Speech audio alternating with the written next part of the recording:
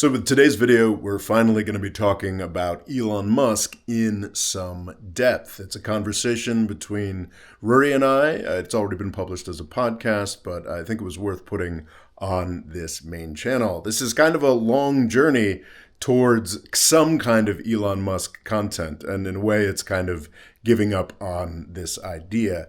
I am a Elon Musk fanboy of long standing.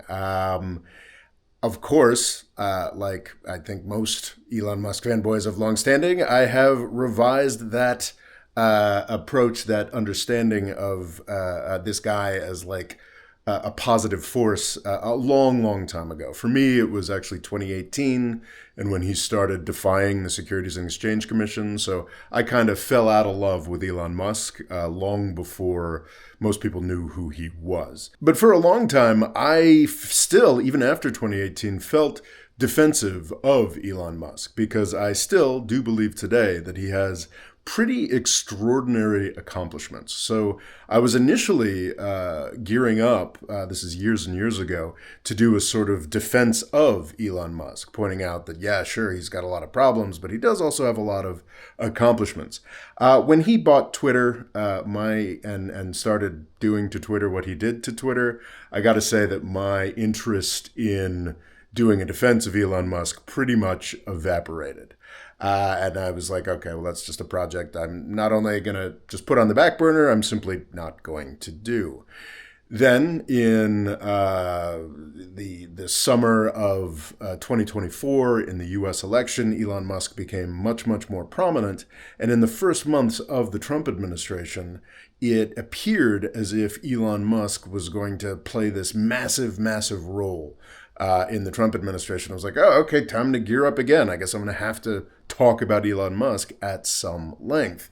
And now he seems to be stepping back from the Trump administration. But I was already halfway through a big Elon Musk biography, so figured out I should put out some kind of Elon Musk content. And I think that in this conversation, it becomes clear, it's actually one of the more heated conversations between Rory and I. You have the two poles of, I think, sensible opinion on Elon Musk at this point. He's a worthless monster, or he's a monster who actually did have some real accomplishments, and what's going on is a bit of a tragedy.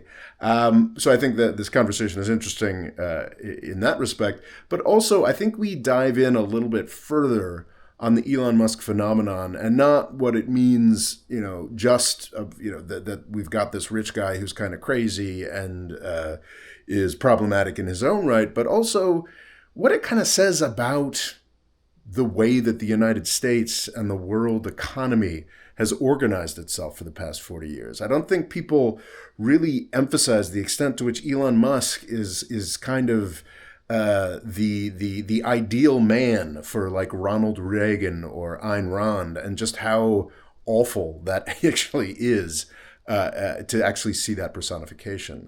So anyway, I think it's a great conversation. I think there's a lot of value here, and I hope you all enjoy the tragedy of Elon Musk. Elon Musk is probably the only good thing happening in U.S. engineering, in the U.S. military-industrial complex more broadly, and he's a lunatic.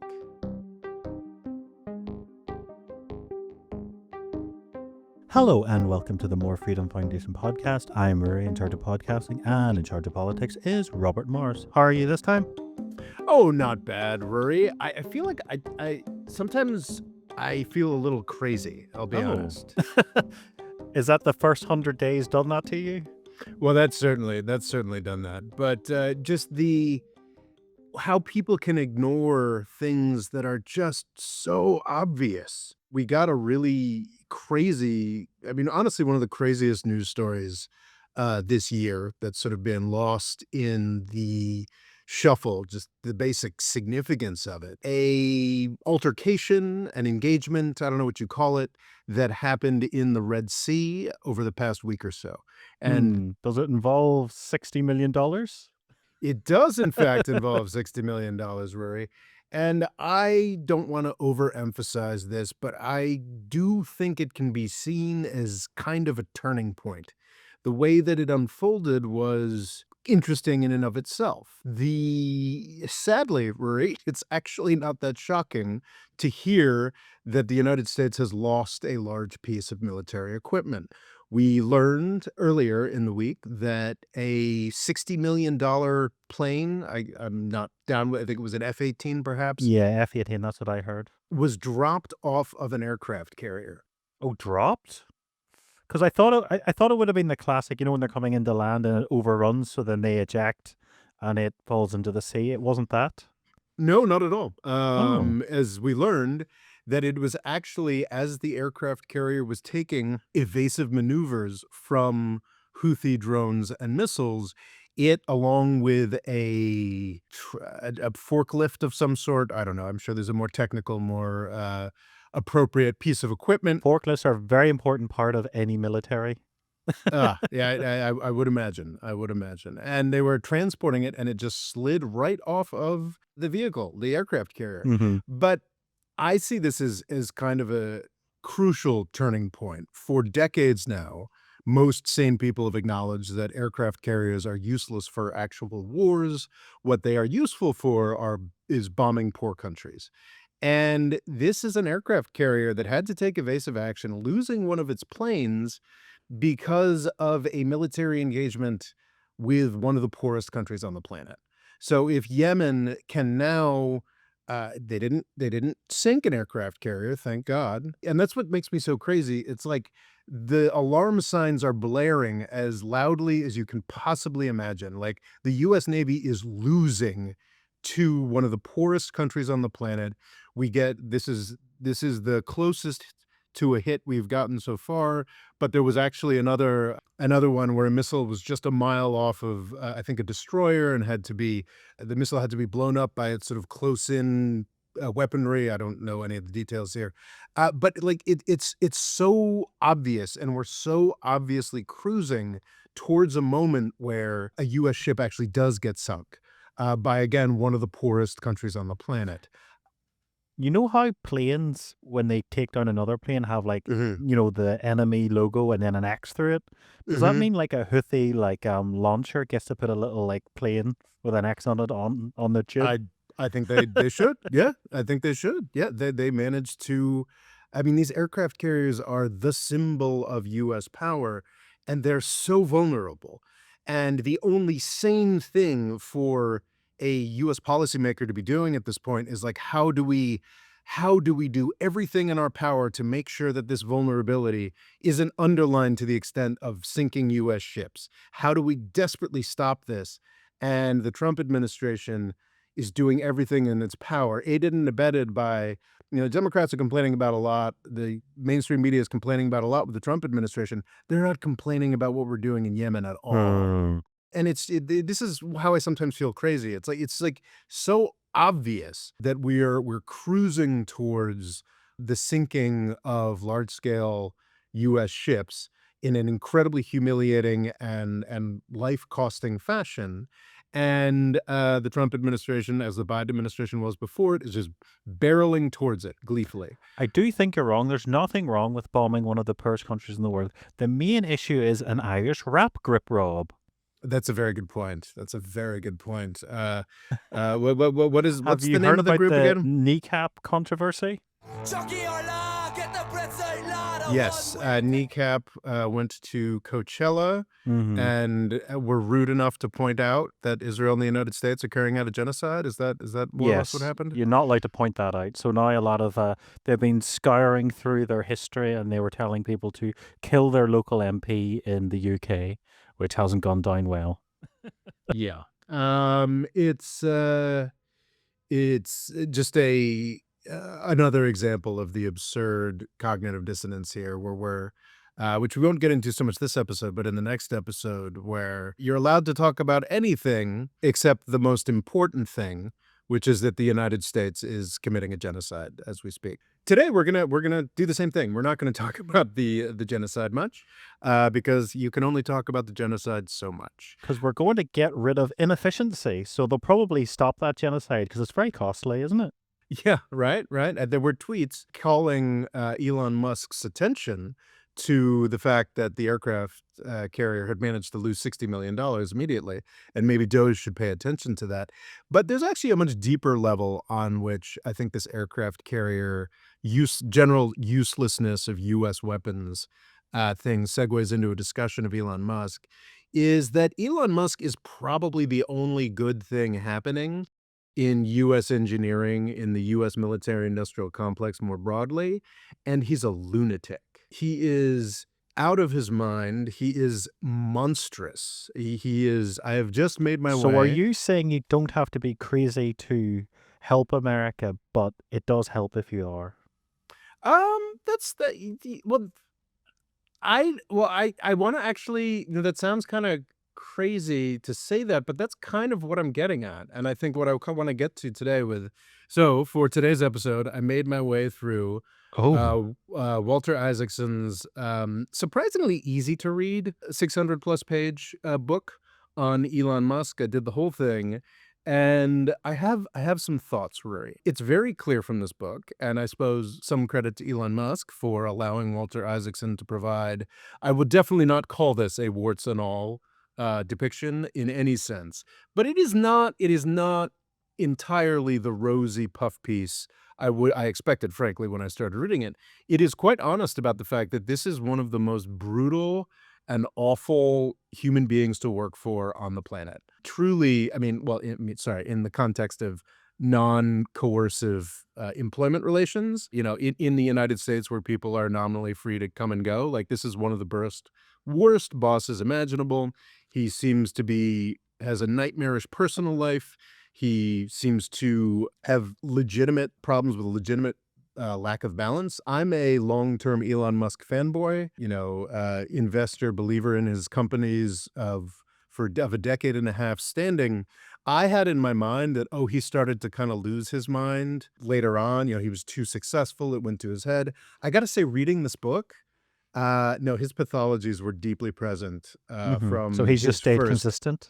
He stayed consistently maniacal, consistently awful to work with, be around, this, that, and the other thing. But he's also one of the most significant figures of this century. I think that there's a real wish to minimize his extraordinary accomplishments Mhm. on the part of most Democrats now and a lot of people now, because it's satisfying. Oh, he's a Nepo baby. Oh, he's not an engineer. Oh, he never really did anything. There are elements of those critiques that are true, though I gotta say the idea that he's not an engineer is pretty much nonsense. Okay. Like this guy almost personally made the future happen in really important ways on multiple fronts. And I think it says something certainly about Elon Musk, who is, as an individual, sounds like a terrible person to know, but it says something, I think, about our system more broadly, that to actually accomplish things in the system that we've set up after sort of 40 years of Reaganism requires this kind of monstrousness. Like it's like a lot of people want to sort of denigrate Elon Musk's accomplishments. But what I think is really interesting is to compare his accomplishments to any of the other tech baron oligarchs that we're supposed to idolize. I guess I don't think anybody really idolizes these people anymore, but really up until like the end of the second Obama administration, these were supposed to be our heroes. And look at Silicon Valley, they're amazing. But like you compare this guy who basically completely revolutionized space flight in terms of cost and technology, and basically rejuvenated a space industry that had been in the doldrums since the 1970s, and created an electric car industry basically out of nothing. That's Elon Musk. Like, what did really any of these other schmucks do? Like Jeff Bezos, Mark Zuckerberg, Bill Gates. Like, I mean, Steve Jobs, you can make the perfecting of the cell phone, but it's just the perfecting of the cell phone. Like, this is something that anybody could see was coming. Like, most of these guys basically just added selfishness to Moore's law, you know? Mhm. Like computers were going to be a big deal. Computers and the internet that both came out of government funding were going to be a big deal. These guys figured out how to get really, really rich off of it. and make a small section of society really, really rich off of it as well. Like top 20% investors, whatever. This, that, and the other thing. Like Elon Musk, like really, really, really changed things. And as we get to a point where we're revising the accomplishments of most of these Silicon Valley people, these geek emperors that are supposedly so impressive and really, but really just figured out how to get rich off of technologies the government had invented. The only one who actually looks like he's got real accomplishments outside of that framework is Elon Musk, and he's a monster.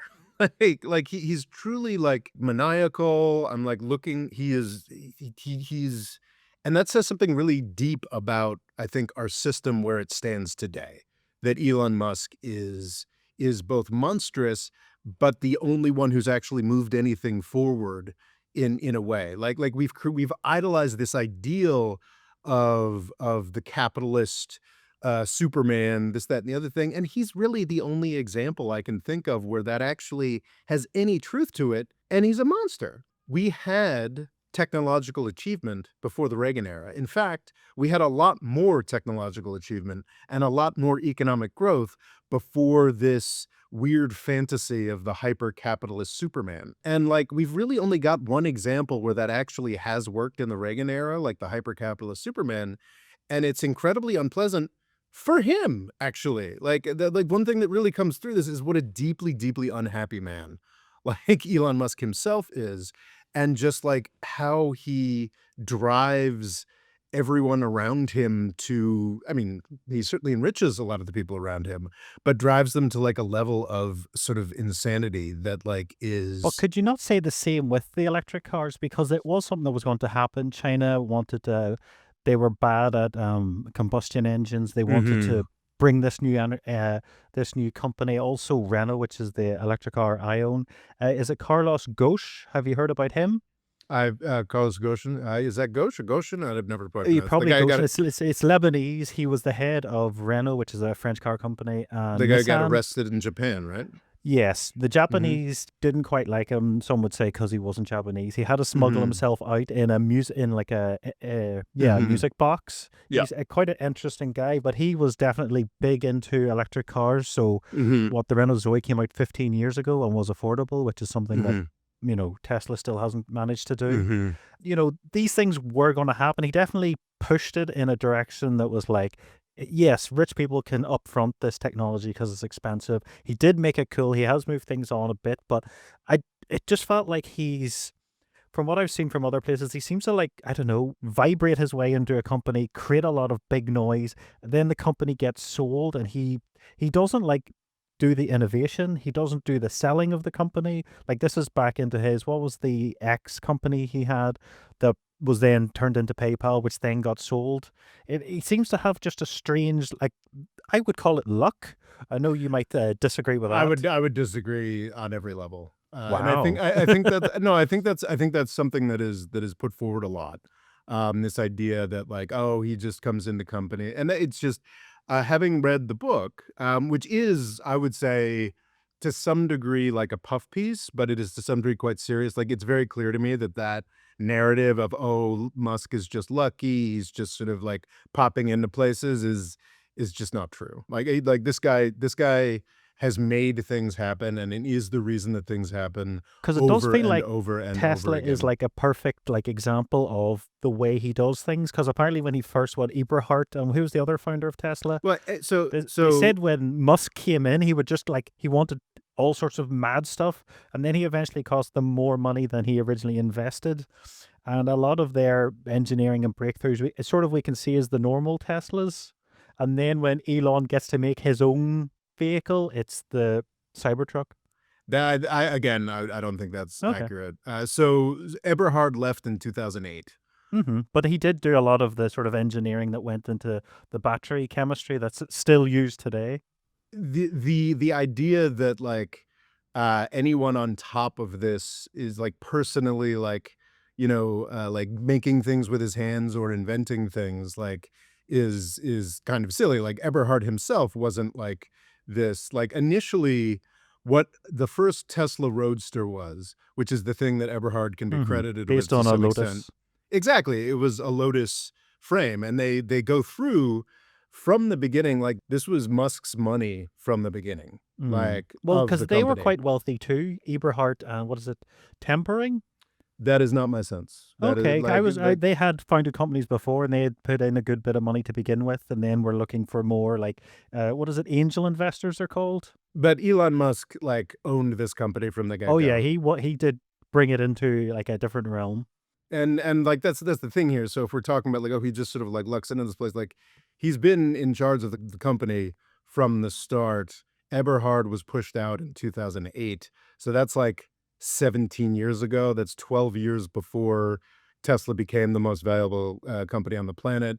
In 2008, like the company almost died and like ran out of money. Was Like, it so like Obama give them money, like 400 million? Obama definitely gave them some money for sure. It's like, so yeah, I just don't see any basis for this idea that like I've been an investor in Tesla for 15, 16 years at this point, and like Everhard was out of the picture when I started, like it is a long-standing company that has been his, and what is very clear is that Musk himself has been maniacally involved, like psychotically involved in every step of the design process. Like the reason that Eberhard was pushed out was because they had been constantly clashing since the founding of the company. So the Tesla was founded in 2003. Eberhard was there until 2008. So basically like a quarter of the life of this company thus far, Eberhard was there for, and Musk was there from the beginning,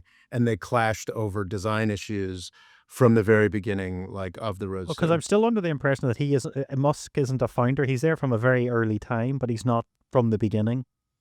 My impression from this book is that he was there pretty much from the beginning. That Eberhard and or the like maybe like there was 6 months or a year when Eberhard and some other guy were like, oh, we should do this.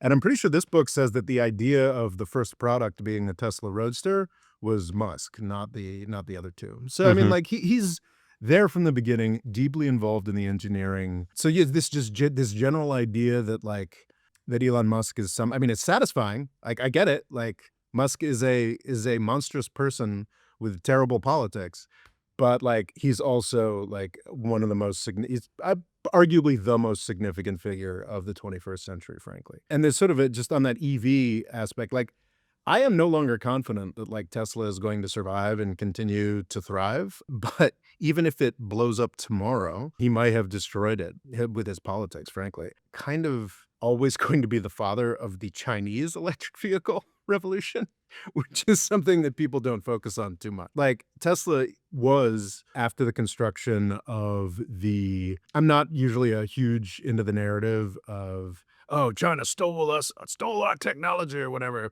But it is quite straightforward. Tesla's Shanghai factory was built in 2019, started Hmm. producing in 2019, dominated the Chinese electric car market, and then BYD and a whole bunch of other people just started. And this isn't ripping Tesla off. This is just the way that technological things move forward. The market was created as Elon Musk created the serious market for electric vehicles in the United States. He created it in China, he created it across the world, and now China's taking it over. And yes, I think there's definitely a case to be made that there has been some, Inspiration. well, or industrial sabotage or like Well, industrial. the only thing that would discredit that is, isn't he the only one that got like a special deal? Normally, when you move to China, you have to buddy up. Say you're Volkswagen, you have to buddy up with another car company. That's why when GM, which is now owned by a Chinese company, starts selling cars into Europe, they look like 10-year-old Volkswagens. Like, so when they were doing that, they're obviously taking as much information as they can. But from what I understand, is Tesla were exempt from this special deal. Exactly. He because he refused to do the joint venture. But I would argue that that's sort of an indicator of just how badly China wanted this technology to be Hmm. in Shanghai. I Hmm. mean, if we're worried about, which I don't think we should be, but if we're worried about Chinese descended scientists being at Harvard or Cal Berkeley, then obviously if we are, the technology transfer was not as open and obvious as happens in the case of a joint venture where like Volkswagen is forced to work with a Chinese company and like exchange everything. But Hmm. you're obviously going to build up over 6 years a group of people. I mean, all you have to do is have workers move from the Tesla Shanghai factory across the street to the BYD factory. So it's clear to me that if only building the Chinese electric car market that BYD has now taken over, but I think also probably there was a ton of less formal technology transfer as well.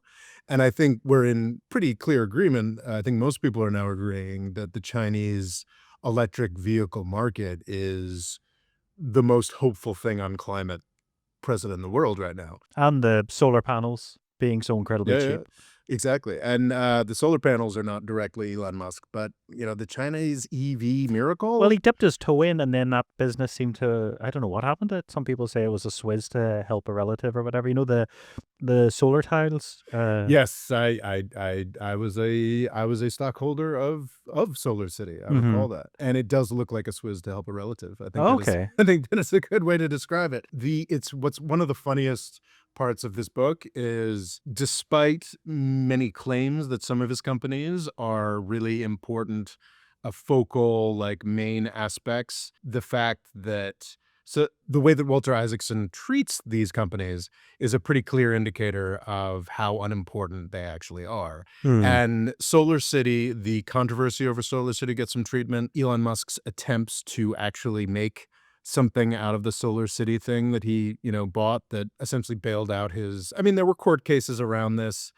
He won in court on these questions. But yeah, it does seem like the Solar City acquisition was, of course, Tesla shareholders can't really complain because the stock went up like 5 or 10x for different reasons after that purchase. But yeah, it does seem like he bailed out his cousin's Hmm. solar roof company.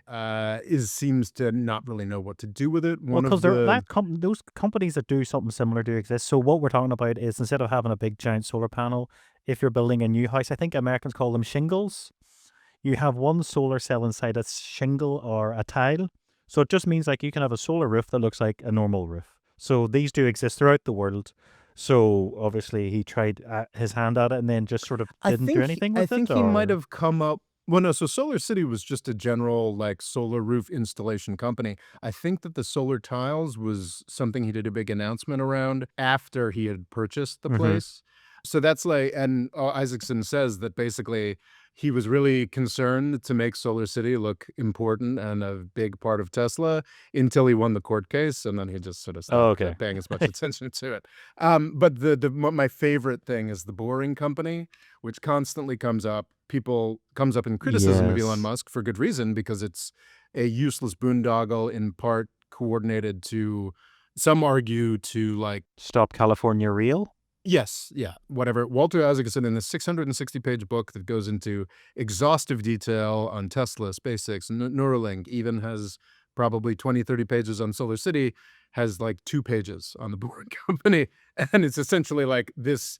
I think he actually, there's like a quote of like, Elon Musk is going through a tunnel with Grimes and his kids, and he goes, "This changes everything." And Walter Isaacson just goes, "This changed nothing." Hmm. So yeah, California wants to have high speed rail, and Elon Musk, like it's almost like an entrepreneur of old. What was the city where they bought up the trolleys? The car companies bought up the trolleys and then That's scrapped them. Henry Ford. That's Henry Yes, Ford it reminds me of in something like Michigan. that. He says basically, Hyperloop is supposed to be like an underground train, but it's not a train. It's on magnets sometimes, and it's in a vacuum, so there's nothing to stop it. And theoretically, just make up a number, it goes that fast. They've been tried, they don't work, and the Boring Company was to be an integral part of that. Apparently it was so much faster than everyone else, but apparently when looking at it, they were just using smaller tunnels, which were normal enough speed. And one of the biggest issues isn't the speed of a tunnel, it's you're trying to dig a tunnel in a city, which is incredibly difficult. So yeah, this turned into one of the most, like a very sad thing, which is a small tunnel under Las Vegas that has taxi drivers that drive Teslas from like the airport to some hotel. Yeah, it's a joke. Hmm. It's very much a joke. This book is kind of a fascinating artifact in and of itself. Walter Isaacson is kind of a fascinating guy in and of itself, who was a journalist, but I mean, clearly sort of born as part of the elite, went to Harvard, became a Rhodes Scholar, this, that, and the other thing. I think he ran Time Magazine back when that was still impressive, back in the 90s, and then moved on to just a really charmed life of, he got to chair the commission that was helping Louisiana recover from Katrina, and the Aspen Institute, which is sort of a great, it's one of these sort of like great collections of, okay, thinkers, but mostly rich people getting together or what have you. He, had this very successful career and then became a publishing phenomenon with a book on Steve Jobs that he published in 2011. So it is like, it is very interesting that Walter Isaacson chose to dedicate 2 years towards the end of his life to chasing Elon Musk around. And I think it says sort of interesting things about like Elon Musk's relationship to sort of elites in the United States, the extent to which he is part of that, the extent to which he is not part of that. I think Elon Musk, who was very in the acknowledgments, Walter Isaacson is like, yeah, Elon Musk, he didn't even want to read this, let me put out whatever I wanted to, this, that, and the other thing, because he really wanted that comparison with Steve Jobs. There's the iconic cover of the Walter Isaacson Steve Jobs book is a very similar sort of close-up of Steve Jobs, except he's doing this instead of this or whatever. It's like very clearly, but I think it's fascinating. It's not particularly surprising that Elon Musk wanted that sort of association, that glamour. But it's also very interesting that Walter Isaacson, this tremendously accomplished guy who could do essentially whatever he wanted, decided he was going to spend 2 years following Elon Musk around. And it is kind of interesting. I would argue, frankly, that Elon Musk has far surpassed Steve Jobs. Oh, really? Because, well, I feel like Steve Jobs had a much harder life and, did kind of, make a lot of breakthroughs, which Apple shows. Well, Tim Apple, Apple seems to be stagnating at the moment. I know they did break the $1 trillion and then 2 trillion, but, it's basically, here's some AI features that aren't in your phone yet that make you look like an idiot. Like, I do think he did. I was very skeptical of him for a long time, but I do think he, another person that apparently was abysmal. But I do think he did break things and move forward while, I don't know, I still not convinced on old Muskie. Well, I mean, I am very convinced on old Muskie. It's no question that Steve Jobs was obviously the only guy who could make Apple work. I think, and Steve Jobs I put in a class separate from Bill Gates and Because yeah, Bill Gates Zuckerberg. had basically everything going for him. Like I think his relatives were high up in were like judges and stuff, and also I think he had access to his mother was like a librarian or something, and had access to a computer in the 1970s at a time when like nobody had access to that unless you Well, were in the government. yeah, So yeah, yeah, but yeah, like he's someone that had like every chance going for him and then managed to succeed. I'm not talking about, their backgrounds. I'm just Hmm. talking about like their Yeah, what actual they've achieved. accomplishments. And I think Steve Jobs, from Apple to the iPhone, like did more legitimately innovative stuff than Bill Gates or Zuckerberg or Bezos, but like just can't touch Musk. I mean, like we were gonna have cell phones regardless. Hmm. Jobs made them much prettier and put together some technologies that were always going to end up being put together, did a great job dominating that market. He's a phenomenal businessman. Like Elon Musk is on another level with the space stuff and the Tesla stuff. You had mentioned much earlier Carlos Ghosn or what have you, Hmm. and like the fact that Nissan had an electric car, and like and like GM had an electric car, and this, that, and the other. Sure, but it was Elon Musk that figured out how to make the electric cars very sexy. And yes, I agree entirely that we would have had electric cars as a major dominating factor in markets, but it could have been 10, 20 years later. And that would have made surviving climate change a lot more difficult. Not that we're necessarily going to do it. Oh, I have a But few. Well, sorry, there's a few gripe. Do you genuinely think Elon Musk cares about climate change? yeah, I do. Okay. I'm just shocked. Do you remember his SpaceX advertisement that was like, you could go from New York to Tokyo in a rocket? And I'm like, I get the feeling that puts out a lot of emissions. Yeah, no, I don't doubt that there are aspects of this that he hasn't thought through all the way. But no, I legitimately believe that, and it's, since childhood, he has legitimately cared about these issues. I think that his politics are idiotic. I think that in part because he's really the only man who's made it work in a real way. Like the FDR era of government, greater government control, capitalism is of course very important as well, but like greater government control, better unions, this, that, and other thing. The accomplishments are infinitely larger than the whole Reagan Hmm. era. And if it weren't for Elon Musk, that balance would be even further out of whack. Elon Musk is the only person I can think of who is mentally ill enough to make our current model of capitalism, heroic, super capitalist genius thing, like, to make that work requires a level of mental illness. And he's done extraordinarily impressive things, but he hasn't gotten to the moon yet. A bunch of government bureaucrats and just a slightly higher tax rate and union labor got us to the moon. Psychopathic capitalists. So I'm not like making the argument that like Elon Musk is a good person or is good for society. I just think that we misunderstand what Elon Musk is and what he represents if we imagine like, oh, he's just a nepo baby bullshit artist. That's simply not true. Like this guy's a psychopath that we have created because our governing ideologies created the necessity for psychopathy to get anything done. So I'm not like, American political system personified into a person.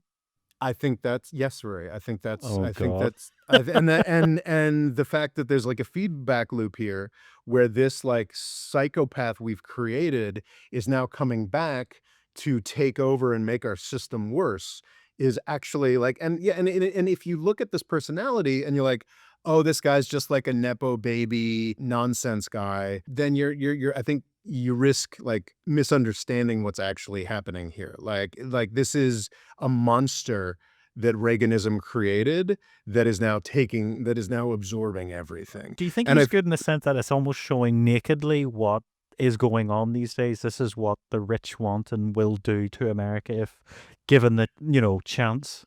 Well, this is what our ideology requires. If before, back when we had unions, back when we had sane tax policy, back when we had some respect for government, we could collectively create miracles. Now we're at a point where to get anything done, we need a raging psychopath. That's not a good testament to But does that yeah. also show the state that NASA was in? Because NASA had, a fabulously massive budget when it went to the moon, and it's just been stripped back and stripped back and stripped back to the point where someone can just have a couple of rockets and be seen as the greatest guy in the world.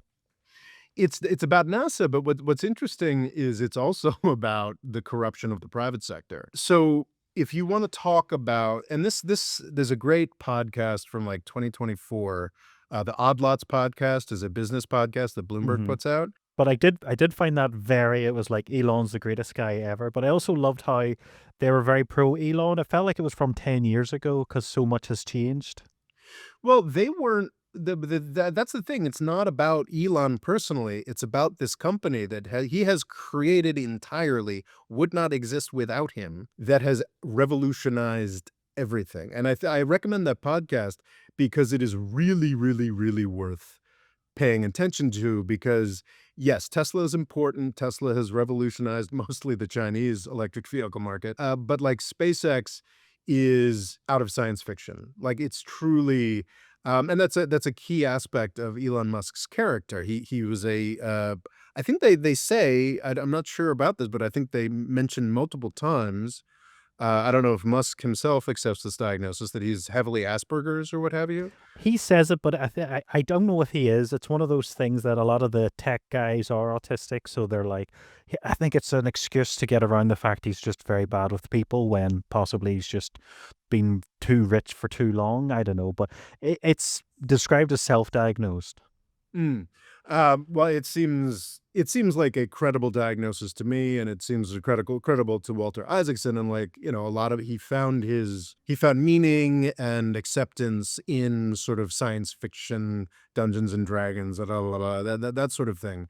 And he sort of is like living out that life in a way that it's funny. Jeff Bezos is trying to live out that life. One of the more amusing subplots here is that Elon Musk started SpaceX at about the same time that Jeff Bezos started Blue Origin.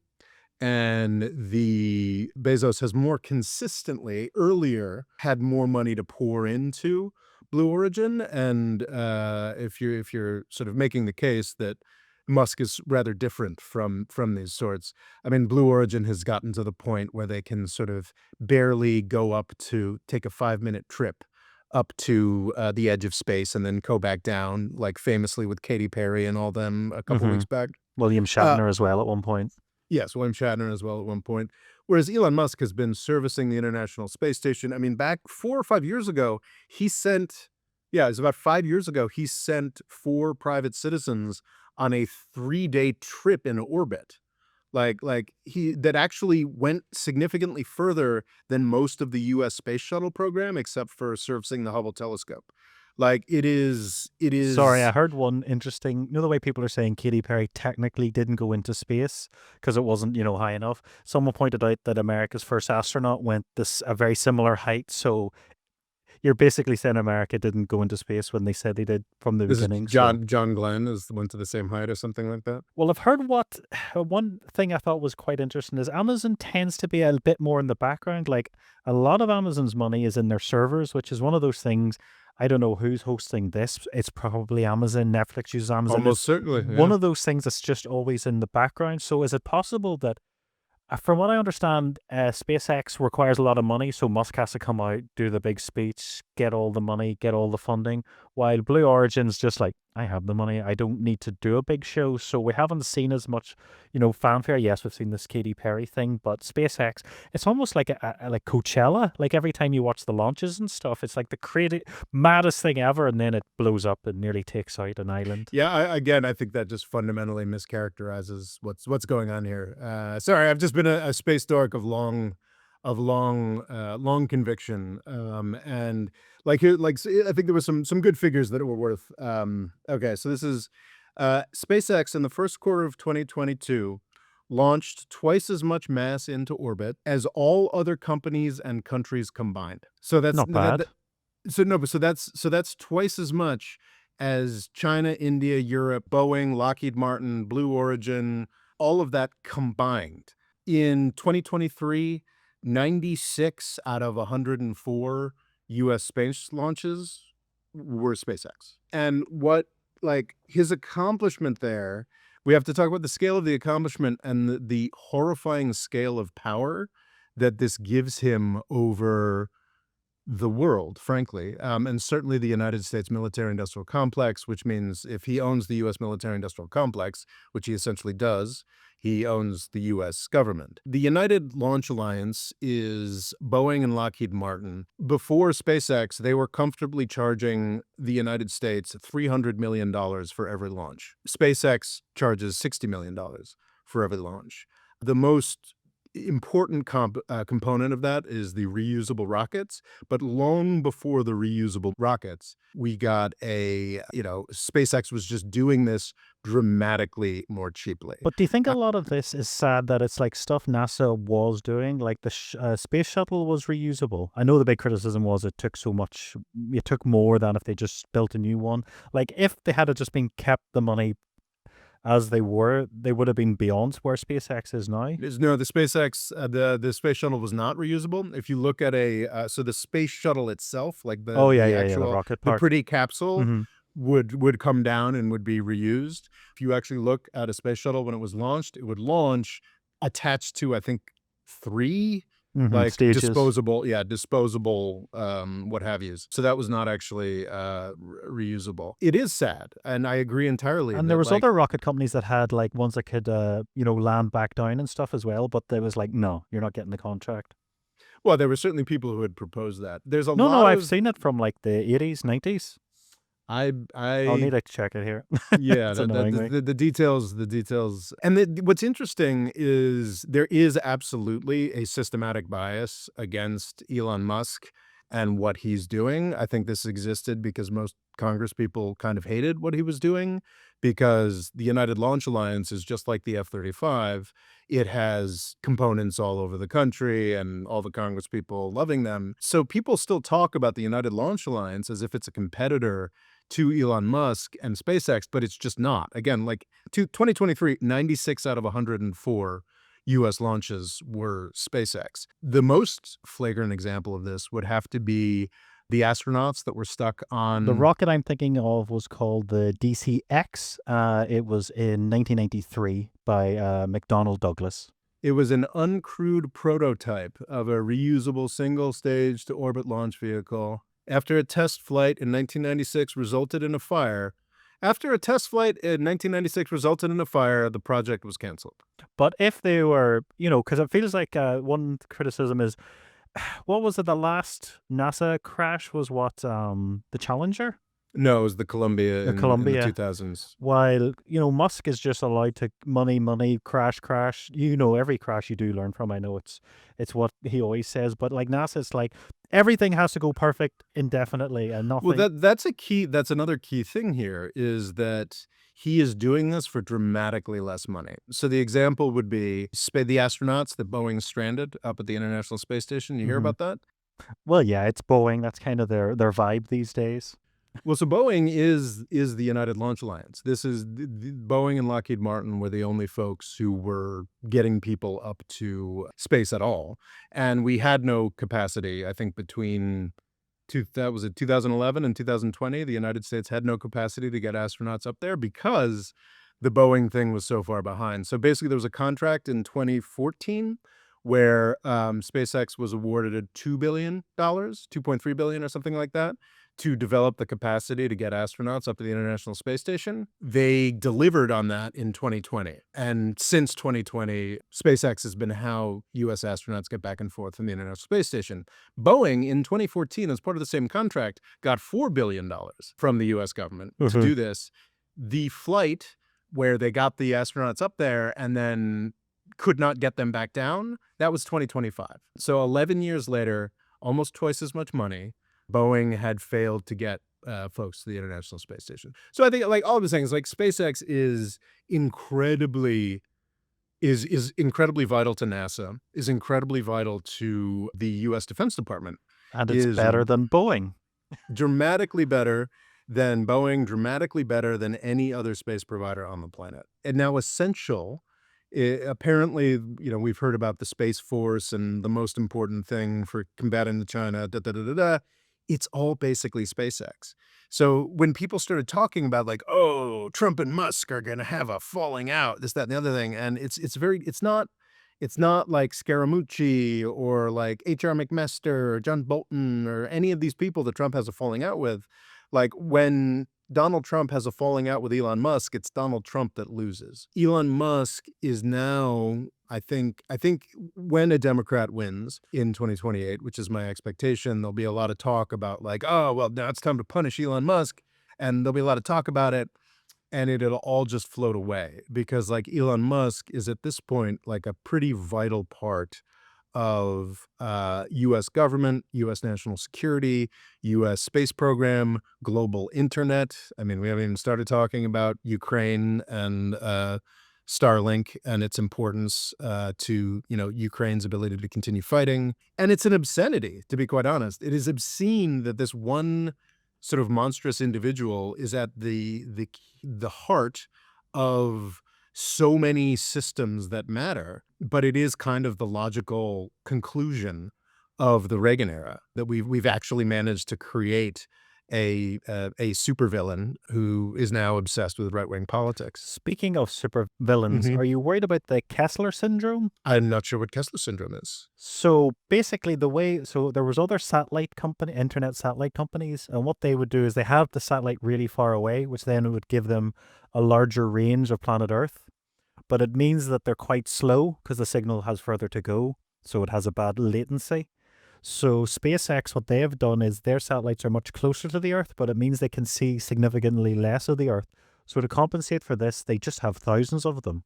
Yep. So I don't know. I always think if you're like a tribe and you've seen what looks like stars doing something that stars don't do, you go insane. Like, even as like a modern person, if I looked up at the sky and seen that, I would just panic. But the fear is that if there's too many satellites, and then one collides with another one, it's like two small little bombs, and then they turn into little bullets. And now you have thousands of pieces, and then if they hit another one, it hits another one. So there's a theory that we could end up with like basically no satellites because they've all just turned into junk, and our planet has got rings of rubbish.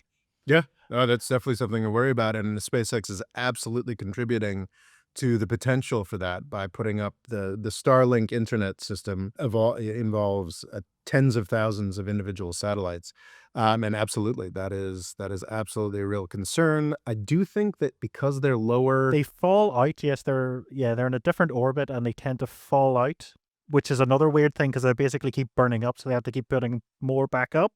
It's a strange model.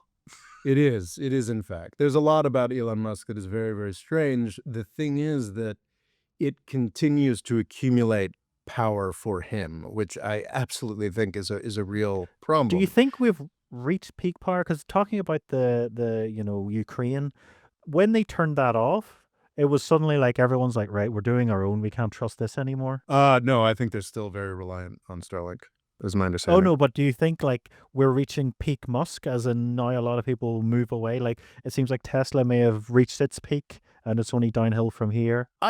Honestly, before reading this book, Ruri, I was more confident that Musk had sort of run his course, and there was just going to be, just pure hubris, pure, but honestly, like this, I think what's going to happen, like, he's probably going to continue to be successful until he dies because he's figured too much out. Too many wealthy people are on his side, and he's got like true believers. He's got cadres of true believers. He's absolutely bitten off more than he could chew with Twitter or the Donald Trump administration. I think he's already sort of stepped back from the Trump administration, but that doesn't mean he's going to stop getting Trump contracts. That doesn't mean he's going to stop essentially owning the U.S. space program. Not essentially, like owning. Like he owns the U.S. space program, military and civilian. And when Starliner gets not Starliner, that's the crappy Boeing thing. When Starship gets finished, which everybody likes to be like, oh, look, they're blowing up. Look, they're blowing up. But yeah, like that is how Elon Musk develops rockets. His first free attempts back in the 2000s were all catastrophic failures. When, and I think it is when, not if, Starship starts putting stuff up there, I mean, it is a whole new world. Is that the one that's the massive one that keeps exploding? Yes, exactly. But I looked into it a bit, like they're exploding, but they're exploding like in space. Like they have accomplished most of the things that they need to do.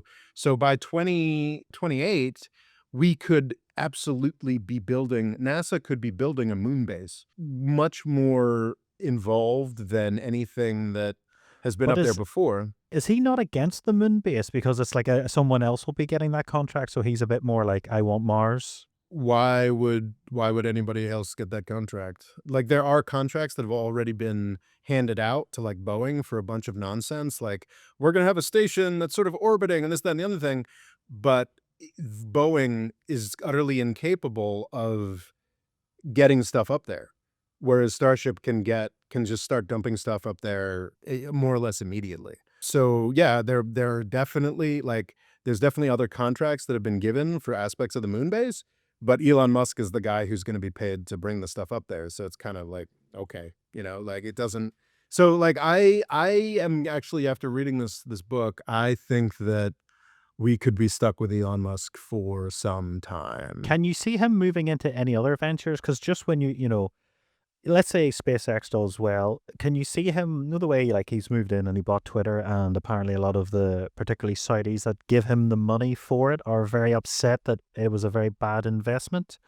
Can you see people in the future that have like real money So not so keen on him? which was the bad investment? Twitter. That is a very interesting question. I looked into it, and now Twitter has apparently stabilized. It's making half as much revenue as it used to make, but he also fired 75% of the people. So I think it might actually be profitable. Don't quote me on that. But the Twitter thing was a bet on Elon Musk, and I would say he actually joked. This Elon Musk is actually in here joking, and I don't think he's joking. The point of buying Twitter was getting Donald Trump elected, and that was a complete success. So the Saudis who put the money in, Larry Ellison who put the money in, the big banks who put the money in, they all wanted Donald Trump to be president. So yeah, like it's one of purely on the ideals of a business deal.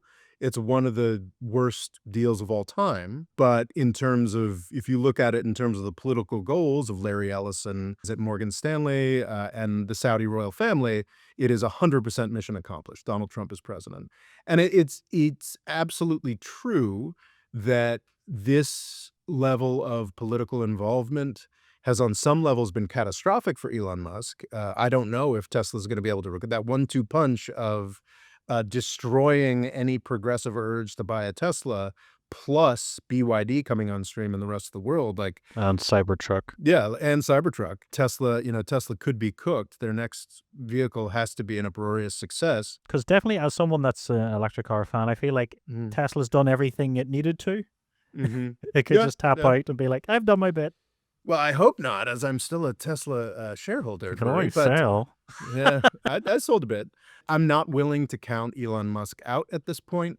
There have been multiple times legendarily in 2008, as we went into the economic crisis, both Tesla and SpaceX were much, much smaller, much more tenuous organizations. Was the Tesla Roadster even out in 2008? I can't recall. Yeah, I think, just about. Just about. So they just launched that. He was just, the fourth launch of the Falcon 1 rocket for SpaceX was absolutely make or break. He was in this like horrific crisis mode. And it's very clear, Walter Isaacson and Musk's family members point out over and over again that Musk is constantly looking for incredible stress. Like that's what he prefers, how he operates appropriately. And him going psycho and like crazy for Trump, there's absolutely some personal motivation here. He feels that his daughter, who transitioned to become a daughter and also became like hyper communist, he blames both of these things on. Do you believe that, or is it just an excuse? I believe it. Okay. Well, no, so Because he has that weird thing where when he has boys, he artificially inseminates what could be hundreds of women, but there's 14 children confirmed at this point, and he makes them all only boys. No, he's got a daughter. He's got at least He has one daughter. trans daughter. No, he's got Okay. one of the twins with Siobhan Zillis. Okay. But it does tend to lean male. I don't know what the no, yeah, actually you're right. I think there's a lot of IVF here and there. I don't know I can't speak to the details. So I believe that, but also Larry Ellison, look at all the people who supported his purchase of Twitter, not openly, but mostly to get Donald Trump reelected. He is also like immersed in this culture of this hyper libertarian culture of Republican and Democrat rich people in the United States. So I think that he was always going to be a sort of pro-business, libertarian, this, that, and the other thing. This is in the context, the broader context of the sort of general Silicon Valley rebellion. They're pissy that not everybody worships them anymore. So they've just decided to destroy the country. People like Mark Andreessen, these other who really haven't had a good idea in 25 years. Yeah, so like there's definitely a baseline of like, keep in mind, this is Ronald Reagan's perfect man. Like this is Ayn Rand's fever dream. This is what it looks like, and it sucks. It sucks to be him. It sucks to be around him. It's like it's painful and shitty, everything about it. But like so obviously he's like going to have libertarian aspects to him. He's obviously going to be, but I think that the experience with his daughter certainly helped accelerate it and pushed him in a more deranged direction, I think. The whole woke mind virus. Like, there's a difference between, like, Mark Cuban, who's just, like, a rich guy who wants to pressure things in a particular libertarian direction, and, like, talking about the woke mind virus and, like, let's prosecute Fauci, and I think this, pushed him in I think the personal struggles pushed him in a way further in a direction that his natural, rich manness already was pushing him. But as we know, Elon Musk is a listener. Is there any advice you'd like to give him? Man, just relax, man. You're probably the most important person in the 21st century so far. It'd really be great if you actually focused on the stuff you profess to care about, like, space and electric vehicles, instead of this political nonsense that's sort of the thing. Like, he is like a great engineer or a great manager of engineers, and he's also a great salesman and what have you. His political understanding is sub high schooler. Like he just does it's all libertarian claptrap. And I think he's really poorly served by his social circle. He's so Is that not an issue that like a lot of billionaires get, which is they just get surrounded by sort of yes men, and then when they post on Twitter, then people say you look silly, and then they go mental. exactly. There's a fantastic bit of reporting by Ben Smith of Semaphore came out just this week talking about the group chats. So they basically retreated. It was better when they were just getting humiliated on Twitter. They've retreated into these sort of circle jerks of rich guys and journalists and political activists with no self-respect or independent ideas who just, come into the group chats, tell these rich idiots what they want to hear, and then boom, we've got Donald Trump as president again. It's not quite that straightforward, but it's not that straightforward, or not close to that straightforward. And yeah, like these guys live in a bubble of privilege and misunderstanding of how they have come to be. And I think there is a distinction, like Elon Musk, because he lives in a completely different level from the rest of us, is legitimately like what he imagines to be. Like Mark Andreessen, Mark Zuckerberg, it's just, like Bill Gates, it's just Moore's Law plus greed. It's just Moore's Law plus we stopped enforcing competition law in this country. Moore's Law plus, why don't we redo the 1830s with our cryptocurrencies? Like, it's just, there's very little that's impressive in Silicon Valley or that justifies the hype other than Elon Musk. And Elon Musk is a monster. So that's sort of where I'm at. Well, on that cheery note, we shall catch you next time. Indeed. The More Freedom Foundation is also available on YouTube and TikTok. Rob's Twitter is RobOLaw, and he's also written a book called Avoiding the British Empire: What It Was and How the US Can Do Better. And music provided by Kevin MacLeod.